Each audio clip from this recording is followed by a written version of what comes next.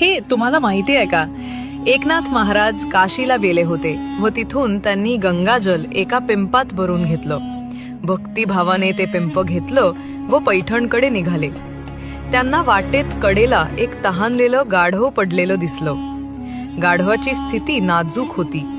महाराजांनी त्याच्याकडे पाहिलं. त्या क्षणी त्यांच्या हृदयात दयाभावना जागी झाली. त्यांनी थोडं थांबून पिंपातील पाण्याकडे पाहिलं व मनात ठरवलं की पाणी फक्त पाणी नाही, तर जीवनाला आधार देणारं आशीर्वाद आहे. त्यांच्याबरोबर चालणारे लोक म्हणाले, महाराज, हे पवित्र गंगाजल आहे, ते वाया घालवू नका. म्हणून एकनाथ महाराज हसले व शांतपणे म्हणाले, गंगा म्हणजे फक्त पाणी नाही, ती दयेचं, करुणेचं व प्रेमाचं प्रतीक आहे. तिचा खरा अर्थ प्रत्येक जीवाला पोहोचवावा लागतो.